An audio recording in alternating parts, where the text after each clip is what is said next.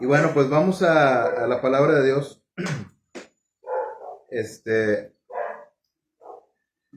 La semana pasada estuvimos hablando de Éxodo 3.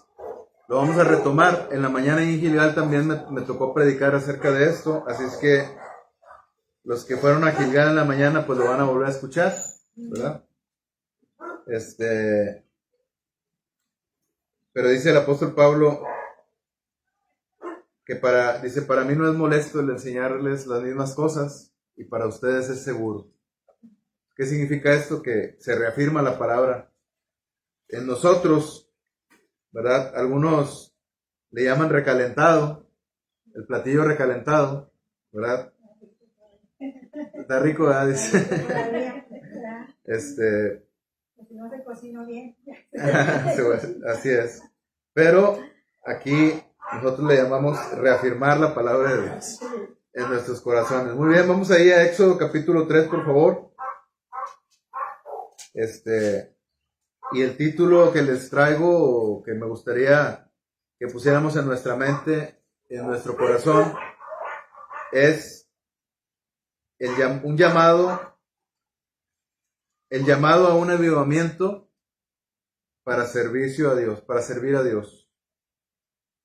El llamado a un avivamiento para servir a Dios. Aquí en este mismo título están los 3 puntos que vamos a ver el día de hoy. Me gustaría dar lectura del versículo 1 al versículo 8. Éxodo 3, 1 al 8 dice así: apacentando Moisés las ovejas de Jetro, su suegro, sacerdote de Madián, llevó las ovejas a través del desierto y llegó hasta Horeb, monte de Dios. Y se le apareció el ángel de Jehová en una llama de fuego en medio de una zarza, y él miró y vio que la zarza ardía en fuego y la zarza no se consumía. Entonces Moisés dijo: iré yo ahora y veré esta grande visión. ¿Por qué causa la zarza no se quema? Viendo Jehová que él iba a ver, lo llamó Dios de en medio de la zarza y dijo: Moisés, Moisés. Y él respondió: heme aquí. Y dijo: no te acerques, quita tu calzado de tus pies, porque el lugar en que tú estás, tierra santa es. Y dijo: yo soy el Dios de tu padre, Dios de Abraham, Dios de Isaac y Dios de Jacob. Entonces Moisés cubrió su rostro, porque tuvo miedo de mirar a Dios. Dijo luego Jehová: bien he visto la aflicción de mi pueblo que está en Egipto, y he oído su clamor a causa de sus exactores, pues he conocido sus angustias, y he descendido para librarlos de la mano de los egipcios y sacarlos de aquella tierra, a una tierra buena y ancha, a tierra que fluye leche y miel, a los lugares del cananeo, del geteo, del amorreo, del fereceo, del jebeo y del jebuseo. Vamos a orar. Gracias, Señor, por una oportunidad más que nos das, Señor, de estar aquí reunidos en tu nombre. Háblanos el día de hoy, danos tu palabra. Ayúdanos, Señor, con tu Santo Espíritu, guíanos y alimentanos con tu santa palabra, Señor. Perdona nuestros pecados, limpia nuestro corazón con la sangre de Cristo. Te lo rogamos en el nombre del Señor Jesucristo. Amén. Muy bien, Moisés era un hombre de Dios, enteramente entregado al servicio a Dios. Pero no siempre fue así. Un momento o un tiempo de su vida en el que él estaba pues lejos de Dios. Primeramente, cuando él nació, estuvo a punto de morir. El diablo lo quería matar junto con otros bebés, ¿verdad? Con otros niños, al igual que el Señor Jesús. Pero Dios tenía un plan. Y la manera en que rescató su vida fue que la hija del faraón lo encontrara, o la sirvienta de la hija del faraón lo encontrara en el río Nilo, entre los juncos, y de ahí la hija del faraón lo llevó a su casa lo adoptó, pero antes de adoptarlo, ¿verdad? Antes de tenerlo en su casa, pues lo mandó algo también, ¿cómo se dice? Milagroso o de la providencia de Dios, con quien la hija del faraón lo envió para que lo amamantara o lo terminara de criar, era con su propia mamá. Entonces, ya una vez que el niño creció, ¿verdad? Pues la hija del faraón lo llevó y creció dentro de la casa del faraón, dentro del palacio real, con todos los cuidados, con toda la educación, la preparación científica, artística, absolutamente toda la preparación que pueda tener alguien de la familia de la realeza. Y ahí estuvo él. De alguna forma estaba siendo preparado por Dios, ¿verdad? Él fue el que escribió el libro del Pentateuco o los libros del Pentateuco. Cuando usted ve aquí los primeros 5 libros de la Biblia, que son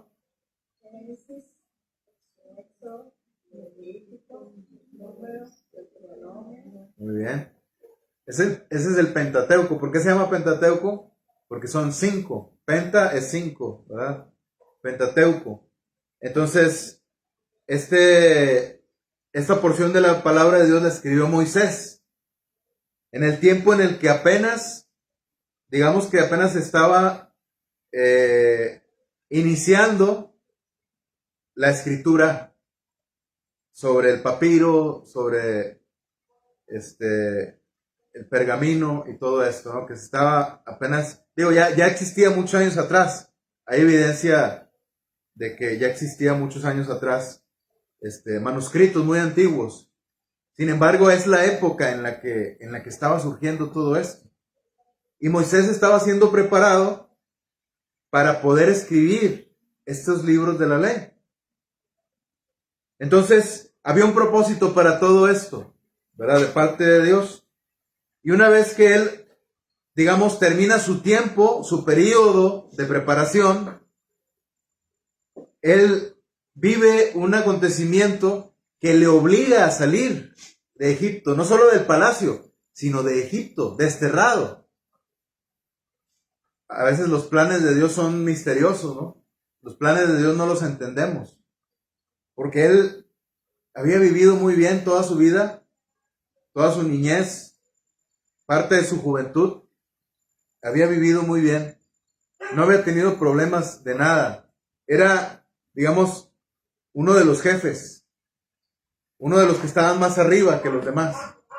Y andando él cuidando el reinado de su rey, el faraón, vio a un egipcio, un oficial que estaba maltratando a uno de su pueblo, Israel, y él sintió ira, celo, porque era su sangre, era su propia sangre, y llegó y mató al egipcio y lo enterró para encubrir su crimen. Y una vez que él pensó que nadie lo había visto, después volvió a andar por ahí otra vez y vio que dos hebreos estaban peleando y vino a intervenir y ellos le echaron en cara que él había matado a un egipcio. Entonces él se asustó porque supo que el crimen se había conocido. ¿Qué fue lo que hizo él? Huyó. Se fue al desierto, llegó hasta un lugar llamado Madián, conoció ahí, o llegó ahí donde estaban unos pastores y unas mujeres también cuidando un rebaño, y estos pastores estaban molestando a estas mujeres. Entonces Moisés intervino y las defendió, y entre estas mujeres estaba quien iba a ser su esposa, o quien sería su esposa, Séfora, que era la hija del sacerdote Jetro. Allí es donde vemos en el versículo 1, apacentando Moisés las ovejas de Jetro, su suegro, sacerdote de Madián. ¿Sí? Es Jetro, que yo sepa se pronuncia así, Jetro, ¿ok? ¿ok? Así como Jonatán también, es Jonatán, no es Jonatán, porque a veces escucho gente que lee la Biblia y dicen, por ejemplo, apacentando Moisés las ovejas de su suegro Yetro, dicen así. Yo, wow, cálmate, ¿verdad? Es muy gringo, no sé. Lo pronuncian así como si fueran gringos. Muy Yetro, no es Yetro, nosotros la J no la pronunciamos así. Es Jetro, ¿verdad? A menos que alguien me corrija, ¿verdad? Y que yo esté mal. Pero hasta donde yo sé es Jetro, dice, Jetro, su suegro, sacerdote de Madián. Llevó las ovejas a través del desierto y llegó hasta Horeb, monte de Dios. Moisés, estando lejos del reino, ahora estaba en Madián. Estaba viviendo una vida tranquila, una vida confortante, con una familia. Estaba viviendo una vida en paz, aprendiendo de su suegro, que era sacerdote, aprendiendo a orar, ¿verdad? Aprendiendo muchas cosas de su suegro. También ya había aprendido cosas de su padre, Moisés. Ahorita vemos, por ejemplo, en el versículo 6, donde Dios le dijo así, yo soy el Dios de tu padre. O sea, el padre de Moisés conocía a Dios. Entonces, estando él ahí en esa vida tranquila, un día, como cualquier otro, a Moisés le nació ir a apacentar las ovejas a un lugar donde era un lugar de cuidado, llegar a ese lugar, llegar ahí. Porque era un monte santo, dice ahí. Llegó hasta Horeb, monte de Dios. Todo el mundo sabía que ese lugar era un lugar, digámoslo así, peligroso. ¿Ya empezó a llover? Era un lugar peligroso. Entonces, ¿peligroso por qué? No que fuera un lugar malo, sino que si tú pasabas por ese lugar, podías morir si te encontrabas con la presencia de Dios. Seguramente no mucha gente pasaba por ahí. Y vemos que cuando Moisés llega a este lugar, dice que se le apareció el ángel de Jehová en una llama de fuego en medio de una zarza, y él miró y vio que la zarza ardía, versículo 2, en fuego, y la zarza no se consumía. La mente científica de Moisés, la mente preparada en el palacio real, se hizo esta pregunta: ¿por qué esta zarza arde y no se consume? Y entonces él fue a ver y se metió al monte de Dios. Entonces Dios vio que Moisés se acercó, dice, viendo Jehová, versículo 4, que él iba a ver, lo llamó Dios de en medio de la zarza y dijo, Moisés, Moisés, y él respondió, heme aquí. Entonces Dios llamó a Moisés y vemos que así es como comienza un avivamiento para servir a Dios. Primeramente empieza por un llamamiento. Dios nos llamó a cada uno de nosotros a la comunión con Cristo. Pero también, una vez que ahora somos hijos de Dios, el Señor nos llama para servirle. Él nos llama para que nos acerquemos a Él, tengamos comunión con Él y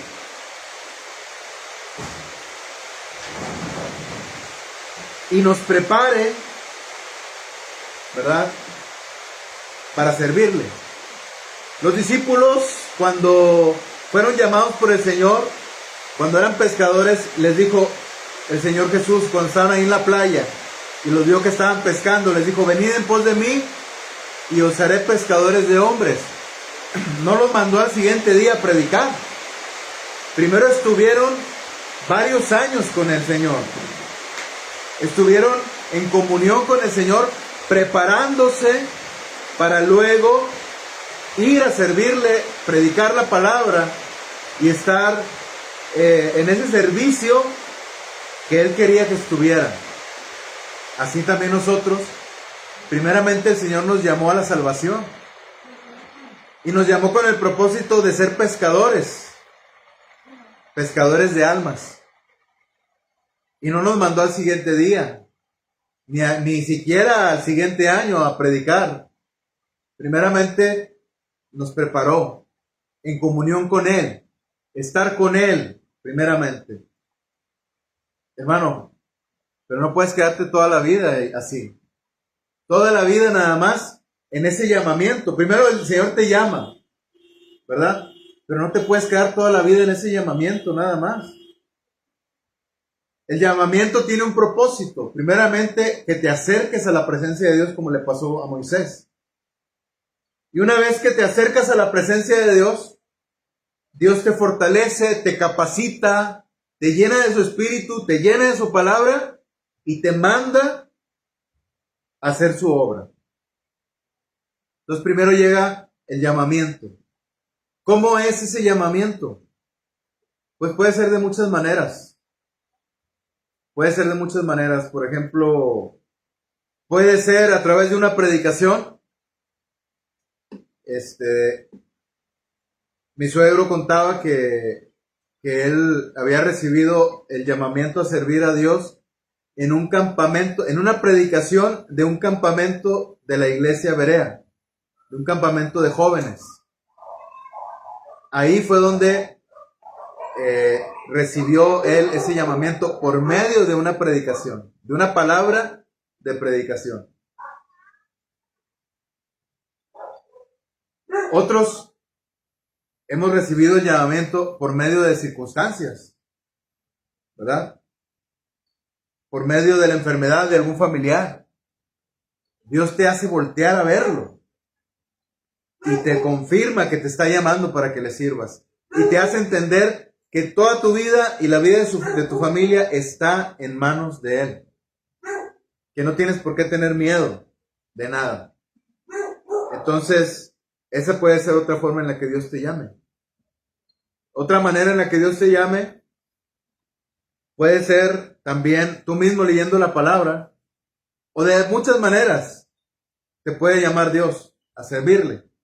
Y no estoy hablando solamente de un llamamiento a un ministerio pastoral, a un ministerio de predicación. No estoy hablando solamente de ese tipo de llamamientos, sino de un llamamiento que Dios hace a la iglesia para servirle. Entonces, Dios está llamando a esta iglesia para que le sirvamos. Nos está llamando para que vayamos a compartir su palabra. Primeramente nos llama para prepararnos. Pero esta parte, hermanos, ya la pasamos, hermanos. ¿Cuánto tiempo tenemos aquí? ¿Cuánto tiempo llevamos ya escuchando, siendo expuestos a la palabra? Cada semana, a veces hasta 2 veces por semana. ¿Cuánto tiempo hemos estado leyendo la palabra? Digo, si es que la leemos, ¿no? En nuestra casa. ¿Cuánto tiempo hemos pasado ya orando también? Entonces, ya recibimos ese llamamiento, ya hemos estado en comunión con Dios. ¿Ahora qué sigue? ¿Ahora qué sigue? Bueno, sigue que tal vez, como en el caso de Moisés, nos hemos enfriado. Moisés se enfrió, ¿verdad? Estaba primeramente en un espíritu fervoroso, queriendo defender a sus hermanos hebreos, y él tenía, digamos, en su corazón ese deseo de ayudar a sus hermanos, pero al momento de que se le ocurre matar a ese egipcio, pues eso echó todo por la borda, ¿no? Pero había un propósito de parte de Dios. No que Dios lo haya mandado matar al egipcio. Dios de ninguna manera está de acuerdo con el homicidio. Pero Dios usó esa circunstancia para que él se apartara de ahí, para que tuviera un tiempo de apartarse de ese mundo en el que vivía, que se acercara a un lugar donde había un sacerdote que servía a Jehová. Y entonces que él tuviera esa, digamos, ese retiro, ¿verdad?, espiritual, en el que sin embargo estaba él en una zona de confort. Estaba él tranquilo, donde nadie lo molestaba. Los egipcios no lo iban a encontrar ahí, ni siquiera iban a salir a buscarlo. Ya tenía ahí muchos años. 40 años tenía ahí ya. Entonces tenía, no, bueno, no sé cuántos años tenía ahí a partir de que llegó ahí, pero ya tenía 40 años de edad. Entonces, ahí estaba Moisés, digamos, que se había enfriado. Tal vez nosotros nos hemos enfriado también. Necesitamos que regresar o ir a esa llama, a ese fuego ardiente que no consume a la zarza, de en medio del cual nos llama el Señor, para encender nuevamente ese fuego del don que hay en nosotros, como en el caso de Timoteo. Necesitamos regresar nuevamente a la comunión con el Señor. Nuevamente a tu primer amor, a lo que hacías antes. Todos esos versículos que te sabías de memoria, ¿verdad?, en tu corazón, que brotaban cuando hablabas.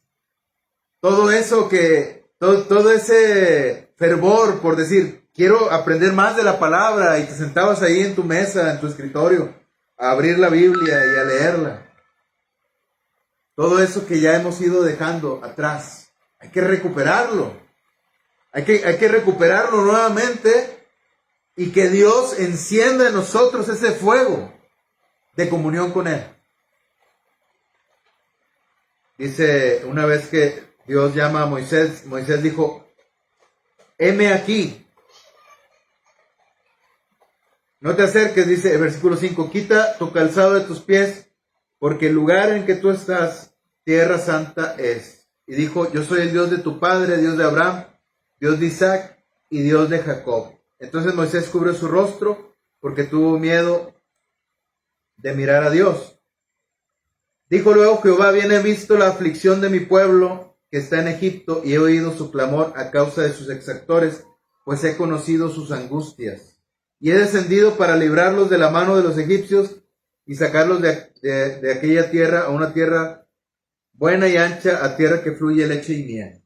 Dios tenía un propósito para llamar a Moisés. ¿Cuál era? Enviarlo para que liberara a su pueblo. Y Moisés, sin saber de qué se trataba, le dice a Dios estas palabras. Versículo 11. Moisés respondió a Dios, ¿quién soy yo para que vaya a Faraón y saque de Egipto a los hijos de Israel? ¿Quién soy yo? Y Dios le responde así. Versículo 12. Ve, porque yo estaré contigo. Ahí está la clave. La clave no es que nosotros vamos a hacer algo, porque muchas veces, sobre todo los hermanos que son más recientes en la fe, tienen miedo de predicar la palabra porque piensan que les van a hacer preguntas que no van a saber responder. ¿Y qué es lo que dice la palabra? ¿Qué se necesita para esto? Solamente que tengas fe. Solamente que tengas fe en el Señor. Que confíes en que el Señor te va a librar y te va a dar palabra.